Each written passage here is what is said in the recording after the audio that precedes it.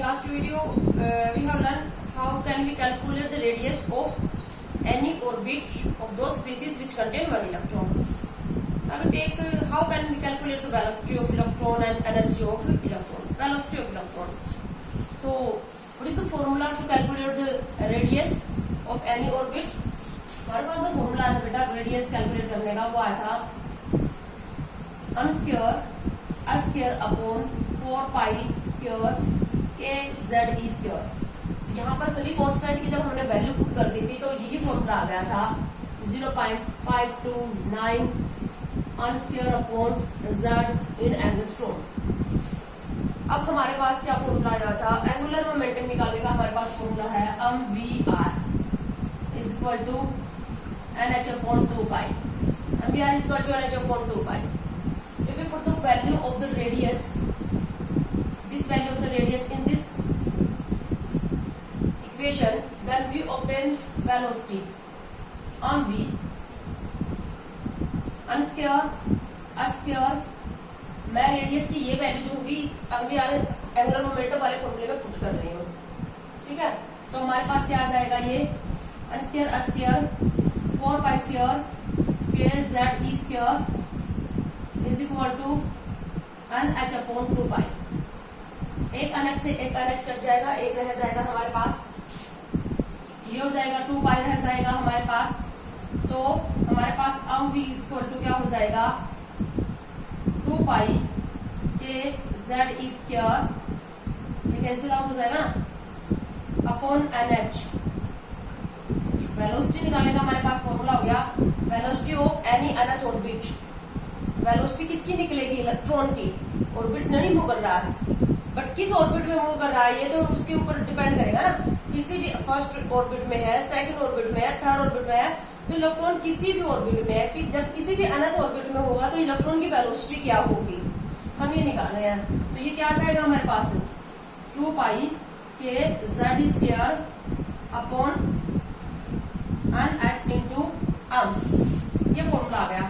अब हमारे पास यहाँ पर कांस्टेंट क्या क्या है 2 pi k e m mass of electron h plus constant, इन सब की वैल्यू पुट करेंगे हम। मैं बार बार नहीं बताऊंगी, रेडियस में मैं इन सबकी वैल्यू बता चुकी हूँ, इनकी क्या क्या वैल्यू होती है। k की क्या वैल्यू होती है 9 into 10⁻⁹ newton metre square upon coulomb square. ठीक है, तो हमारे पास सभी ये जो कांस्टेंट इनकी वैल्यू पुट करेंगे। वेरिएबल सिर्फ हमारे पास z है और n है। z है एटॉमिक नंबर और n है नंबर ऑफ ऑर्बिट। तो ये वैल्यू आप डायरेक्ट याद रखोगे, ये वैल्यू आएगी हमारे पास 2.188 इंटू 10 की पावर 8 और क्या बच गया हमारे पास z अपॉन n और ये वैल्यू आएगी सेंटीमीटर पर सेकंड। अगर इसी को मैं मीटर पर सेकंड में कैलकुलेट करूं तो ये हमारे पास आ जाएगा 2.188 इंटू 10 की power 6 z upon n metre पर second. You know the velocity of the light, तो लाइट की जो वेलोसिटी होती है वो अप्रोक्स 3 इंटू 10 की पावर 8 मीटर पर सेकंड होती है ना। तो अगर हम इलेक्ट्रॉन की वेलोसिटी का लाइट की वेलोसिटी के साथ कंपैरिजन करें तो वेलोसिटी ऑफ इलेक्ट्रॉन देखो कितनी हाई स्पीड के साथ ये मूव कर रहा है, इसकी वेलोसिटी बहुत ज्यादा हाई है, सिर्फ क्या है 100 times smaller than the velocity of the light 10 की पावर 6 10 की पावर 8, सिर्फ 100 टाइम्स कम है इलेक्ट्रॉन की वेलोसिटी लाइट की वेलोसिटी से। बहुत हाई वेलोसिटी के साथ एक एटम के अंदर इलेक्ट्रॉन जो है वो मूव कर रहा है, बट ये स्लाइडली वेरी करेगी, फिक्स नहीं है, n टू n वेरी करेगी। अब रेडियस फर्स्ट ऑर्बिट में है, सेकंड ऑर्बिट में है, थर्ड ऑर्बिट में है और एटम टू एटम भी वेरी करेगी। z बदलेगा तो वेलोसिटी भी क्या होती जाएगी इंक्रीज होती जाएगी। तो अभी हमने फॉर्मूला निकाल लिया ये हमारे पास, तो इसी को हम ये लिख सकते हैं velocity is proportional to z upon n। z upon n it mean if increase the z atomic number increase then velocity also increase। इसका मतलब ये है कि जैसे हमारे पास अच्छी पॉजिटिव आयन के सेकंड ऑर्बिट का इलेक्ट्रॉन है, अच्छी पॉजिटिव आयन के सेकंड ऑर्बिट में इलेक्ट्रॉन है और अलाइड टू पॉजिटिव आयन के भी सेकंड ऑर्बिट में जो इलेक्ट्रॉन है कौन किसकी वेलोसिटी ज्यादा होगी।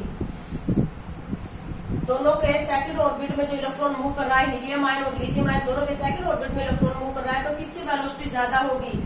इसका z है 2 और इसका z है 3, तो जिसका z ज्यादा होगा उसकी वेलोसिटी भी ज्यादा होगी।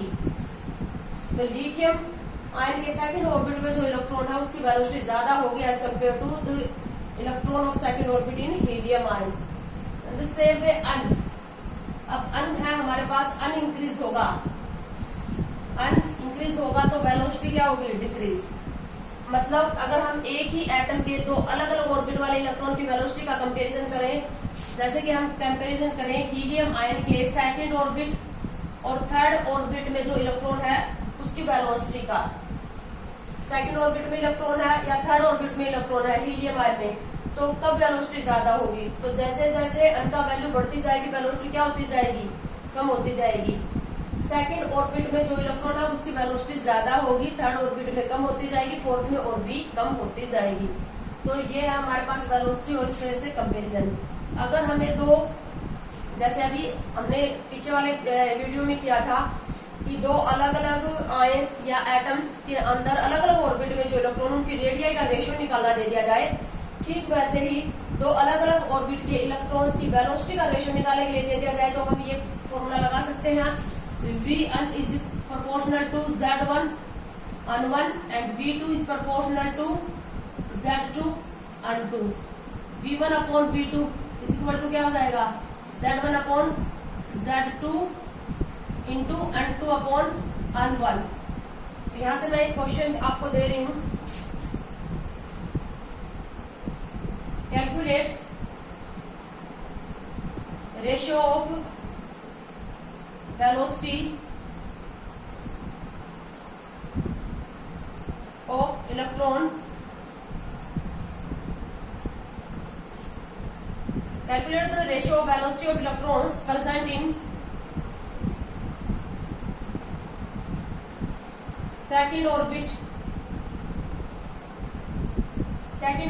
of H positive ion and third orbit of allied to positive ion, lithium capital allied to positive ion। Helium ion के सेकंड ऑर्बिट और लिथियम आयन के थर्ड ऑर्बिट में जो इलेक्ट्रॉन है उसकी वेलोसिटी का आपको रेशियो निकालना है। तो क्या रेशियो निकालेंगे, हमारे पास क्या आ जाएगा, ऊपर लिख लेते हैं हम अलाइड टू पॉजिटिव आयन, ये लिख लेते हैं वेलोसिटी जो है H पॉजिटिव आयन के अंदर जो आयन है हमारे पास आ जाएगा Z1 हमारे पास क्या हो जाएगा, लिथियम का Z कितना होता है 3, हीलियम का कितना होता है 2। हीलियम में सेकंड ऑर्बिट और लिथियम के अंदर कौन सा है, थर्ड ऑर्बिट, तो हमारे पास क्या आ जाएगा, ये इनकी वेलोसिटी का जो हमारे पास कंपैरिजन आ जाएगा वो कितना आ जाएगा, 1 आ जाएगा। Z1 क्या है, ऊपर क्या ले रखा है, atomic number of lithium, Z2 क्या है, atomic number of helium 3/2, N2 क्या होगी, ऑर्बिट ऑफ हीलियम का ऑर्बिट आ जाएगा ना, और हीलियम का ऑर्बिट हमने कौन सा ले रखा है, हीलियम का ऑर्बिट हमने ले रखा है सेकंड, और नीचे आ जाएगा ऑर्बिट ऑफ लिथियम, तो लिथियम का ऑर्बिट हमारे पास क्या थर्ड, तो क्या आ जाएगा इक्वल, क्या मतलब दोनों की वेलोसिटी क्या होगी सेम।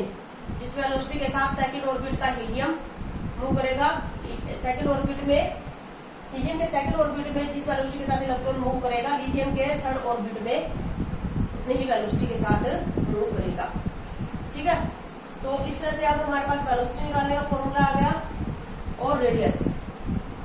नेक्स्ट हम लेंगे how to calculate energy of electron, energy, potential energy, kinetic energy, total energy and comparison, ये हम नेक्स्ट वीडियो में लेंगे बेटा।